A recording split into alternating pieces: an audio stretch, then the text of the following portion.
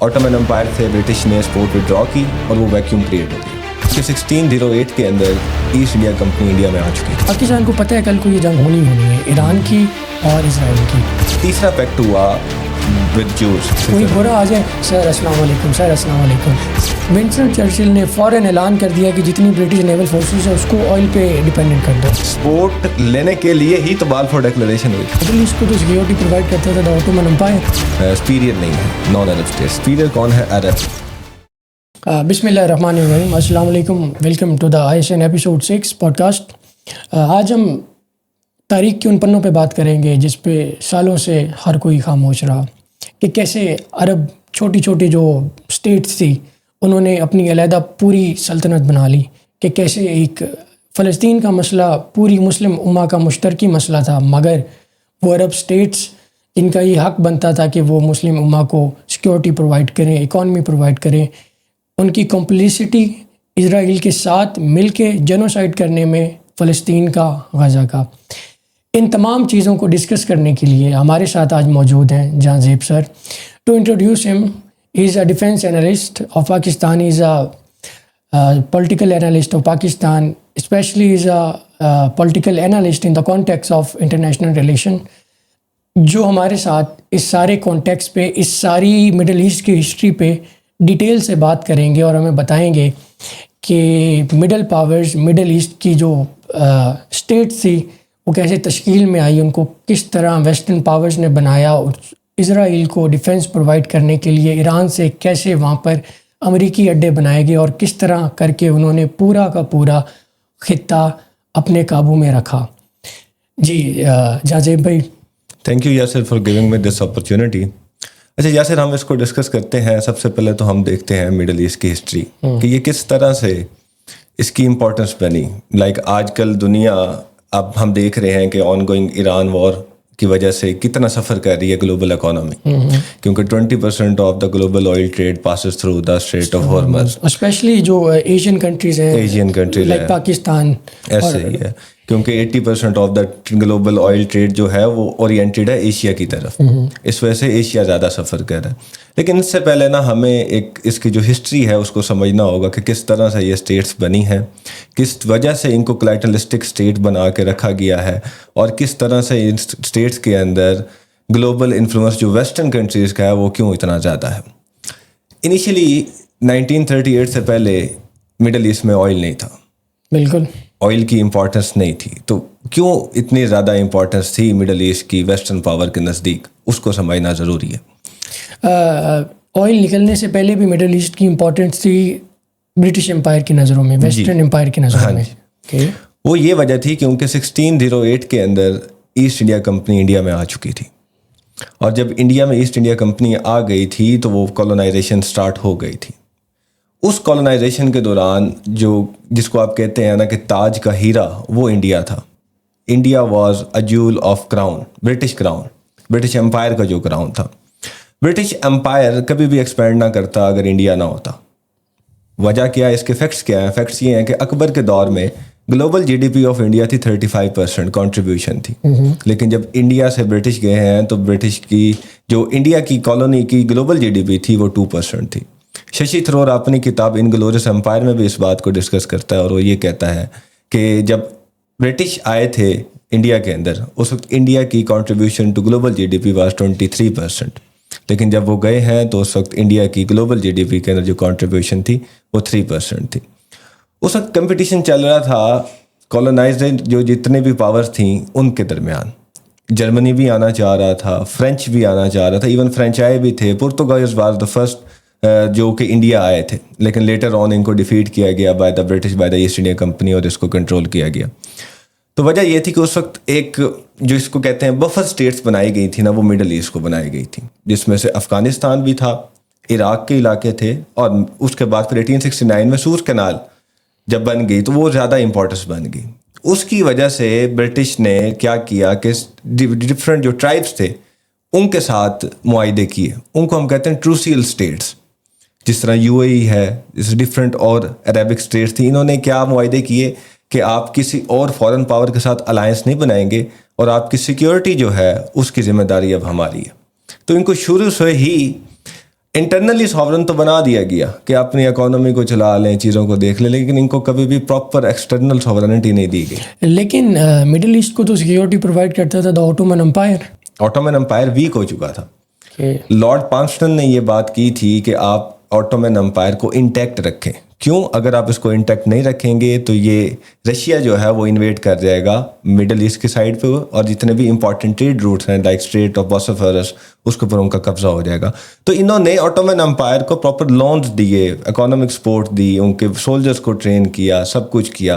लेकिन ये टर्न और शिफ्ट कब आता है? ये टर्न और शिफ्ट तब आता है जब विलियम एडवर्ड, जो एक प्राइम मिनिस्टर था ब्रिटिश का, जब वो आता है, ग्लैडस्टोन, वो लिबरलिज्म पे बिलीव करता था।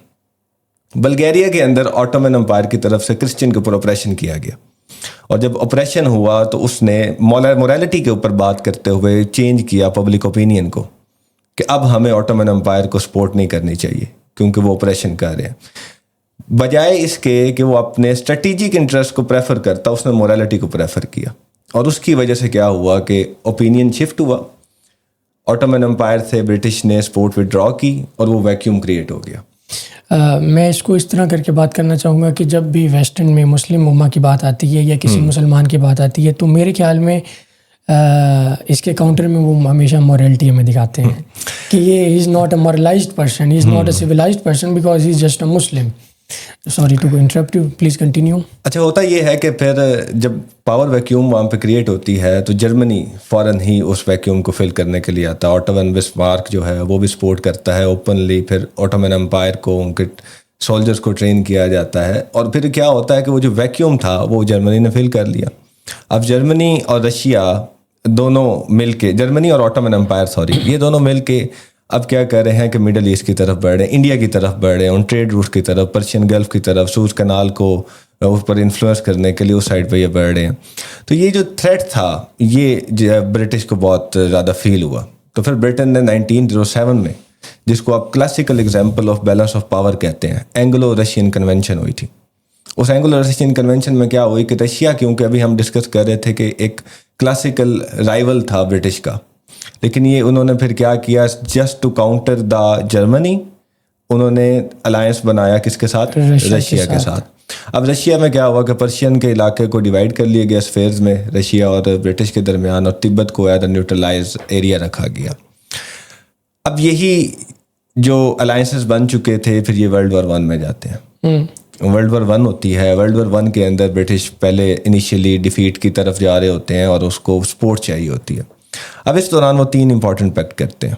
पहला पैक्ट किया जाता है हुसैन ऑफ मक्का के साथ ब्रिटिश का 1915 में, और ये तीनों पैक्ट जो हैं ये एक दूसरे से छुपे हुए होते हैं।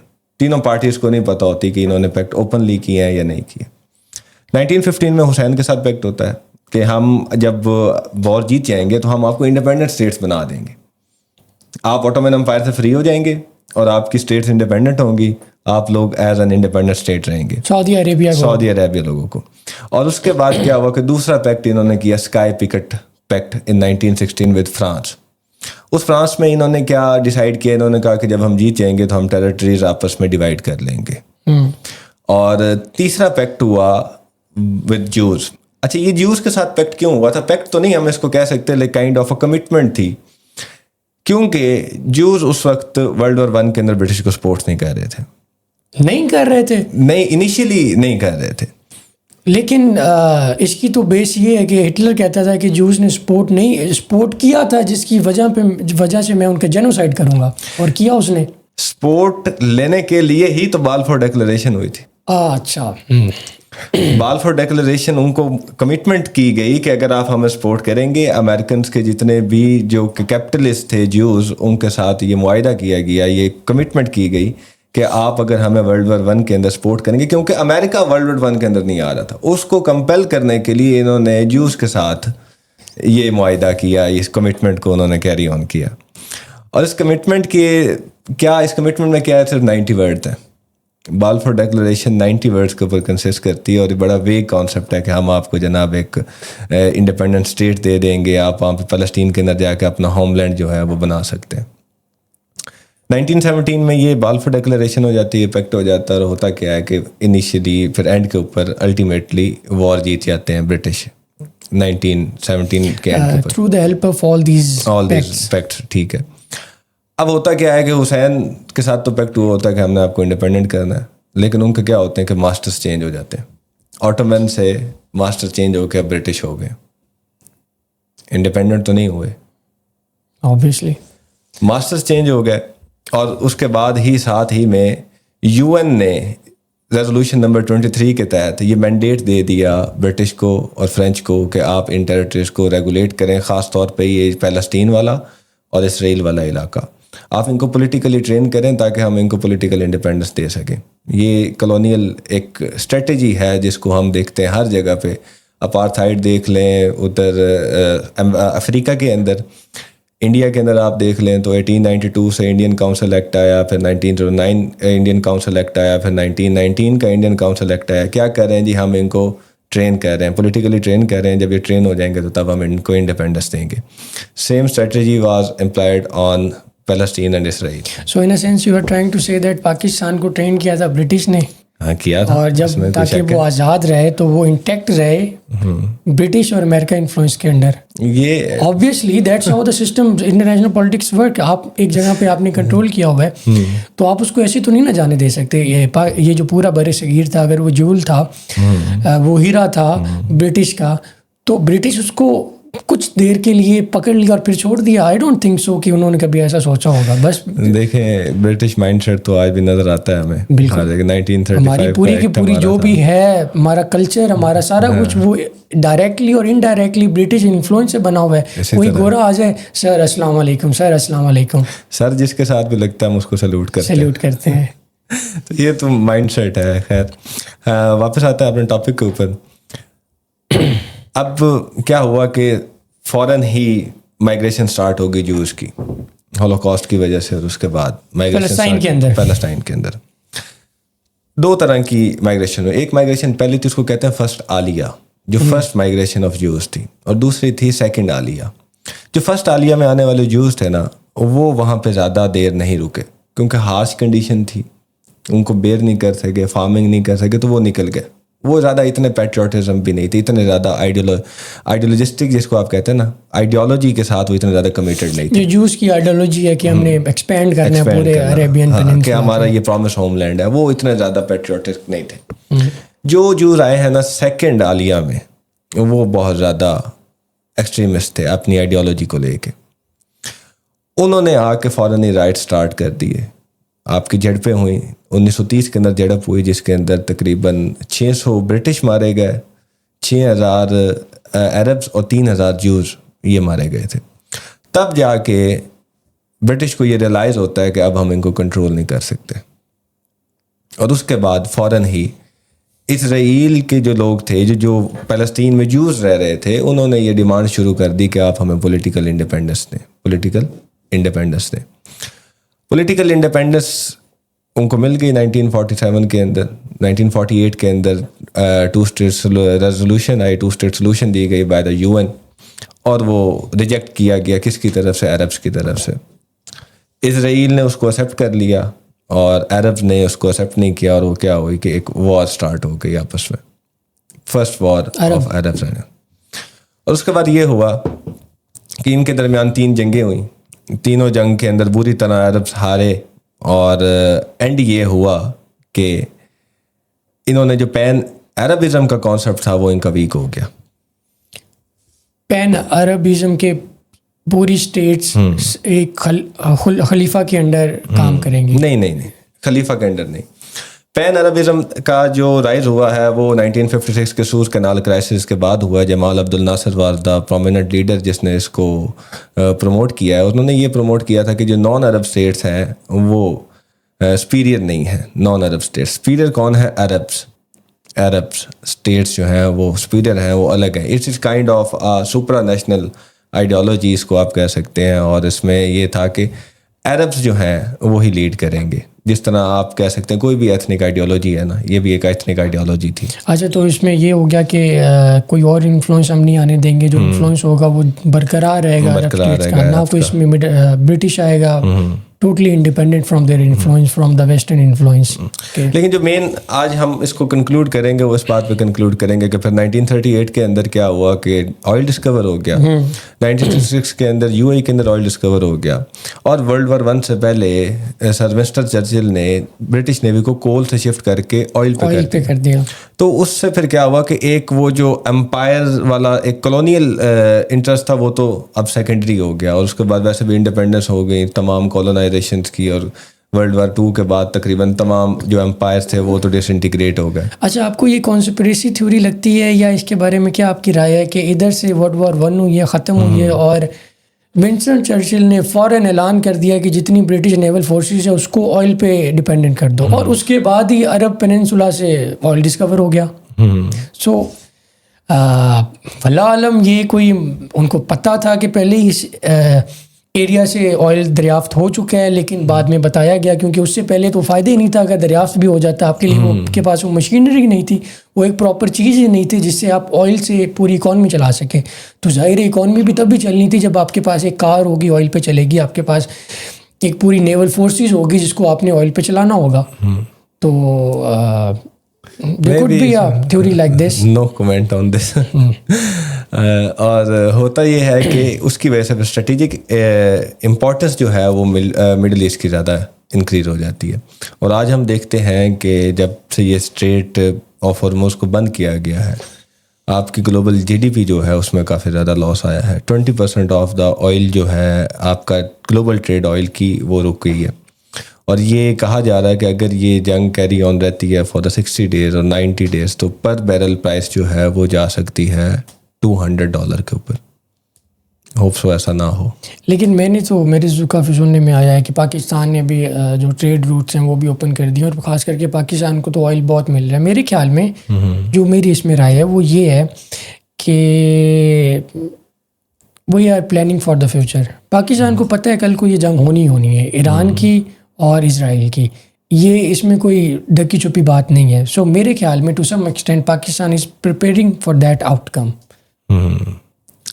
دیکھیں یہ تو ہر جگہ اب آپ انٹرنیشنل میڈیا کو اٹھا کے دیکھ لیں, انٹرنیشنل لٹریچر کو اٹھا کے دیکھ لیں, فارن افیئرس کے میگزین کو اٹھا کے دیکھ لیں, وہاں پہ یہ بات ہو رہی ہے کہ ہو سکتا ہے کہ امریکن کے ہاکس جو ہیں وہ تو اس وار سے ایک دفعہ رک جائیں, اسٹاپ کر جائیں, وہ اپنی اس جو گولز ہیں یا آبجیکٹیوز ہیں ایران کو ختم کرنے کے یا ڈسمینٹل کرنے کے ان سے پیچھے ہٹ جائیں. لیکن اسرائیل کے جو ہاکش ہیں وہ کبھی بھی نہیں رکیں گے. ہو سکتا ہے 2 سالوں کے بعد یا 3 سالوں کے بعد جب بھی اور ان کو ٹائم ملے یا ایک پراپر اپرچونیٹی ملے تو یہ دوبارہ سے اٹیک کریں گے. تو یہ وار تو کنٹینیو ہوگی. اور ویسے بھی 3 طرح کے گلوبل ورلڈ آرڈر ہے, اور سب سے بڑا خطرہ جو آج کل ویسٹرن پاورز کو ہے وہ اسلامک ورلڈ آرڈر سے ہے, اور ایک ہی کنٹری ہے جو اس وقت اسلامک ورلڈ آرڈر کو پروموٹ کر رہی ہے, اور وہ کیا ہے, وہ ایران. اس کے علاوہ کوئی بھی ایسا ملک میری نظر میں نہیں ہے جو کہ اسلامک ورلڈ آرڈر کی بات کرے, کیونکہ سعودی عربیہ اور کنگڈم آف عربیہ اور جو عربین پیننسولا ہے وہ تو کلائنٹلسٹک اسٹیٹس ہیں. کلائنٹلسٹک اسٹیٹس کیا ہوتی ہیں کہ جو اسٹیٹس اپنے سٹیزن سے کوئی بھی ٹیکس وغیرہ نہیں لیتے, صرف پرائمریلی کس کے اوپر چلتی ہیں, اپنے ریسورسز کے اوپر. 90% of the economy is based upon the natural resources like oil exports. تو جب تک وہ آئل ان کو ملتا رہے گا وہ اپنے جو سٹیزنز ہیں ان سے ٹیکس نہیں لیں گے, اور جب بھی وہ ٹیکس فری ان کو فیسلٹیز پرووائڈ کرتے رہیں گے عوام چپ رہے گی. اور جس طرح ہی ان کے ریسورسز کم ہوں گے اور یہ ٹیکس سٹارٹ کریں گے عوام سے, تو عوام ان سے پولیٹیکل ریپرزنٹیشن مانگے گی. نو ٹیکسیشن وداؤٹ ریپرزنٹیشن, یہ تو پرانا نعرہ ہے, پرانا سلوگن ہے. اور جب ریپرزنٹیشن دی جائے گی تو پھر ظاہری بات ہے کہ پولیٹیکل سسٹم اپنا ہر بندہ اس وقت کی بات کرے گا کہ اسلامک پولیٹیکل سسٹم ہونا چاہیے اگر ان میں اپنی آئیڈیالوجی زندہ ہے. تو جب تک یہ کلائنٹلسٹک اسٹیٹ چلتا رہے گا تو مڈل ایسٹ تو چپ ہے, وہ تو اسلامک ورلڈ آرڈر کو پروموٹ نہیں کرنے والا. پاکستان جیسے اسٹیٹس مڈل پاور یہ پہلے ہی پھنسی ہوئی ہیں, یہ سنگولر ایک, حالانکہ ہماری آئیڈیالوجی بھی اسی کے اوپر بیس کرتی ہے کہ ہمارا اسلامک سسٹم ایک الگ ہے, ہمارا بلیف سسٹم الگ ہے, ہماری لائف الگ ہے, ہمارا اسلام جو ہے ایک کمپلیٹ کوڈ آف لائف ہے اور اس کو ہم نے امپلیمنٹ کرنا ہے. ہمارے کانسٹیٹیوشن کے اندر یہ بات لکھی ہوئی ہے کہ سوورینٹی بلانگس ٹو اللہ, نو قرآن اینڈ سنہ, no law will be repugnant to قرآن اینڈ سنہ. لیکن ایسا نہیں ہو رہا, اور ایک ایران ہی ہے جس نے 1979 کے بعد یہ آواز اٹھائی اور اس پراپرلی اس کے اوپر اس نے امپلیمنٹ کیا. اوکے جی ویورز, آج کا ہم پوڈ کاسٹ یہاں پر تمام کرتے ہیں. ہم اپنے پوڈ کاسٹ میں بہت ریسرچ کرتے ہیں اور کافی عرصے سے جب سے ہم نے پوڈ کاسٹ اسٹارٹ کیا ہے ہمارے اس کے اوپر بہت بجٹ لگ جاتا ہے، تو ہم آپ سے ریکویسٹ کرتے ہیں kindly subscribe this channel, share this videos. Thank you. We will doing our best to provide you the best content. Hopefully we can. Thank you.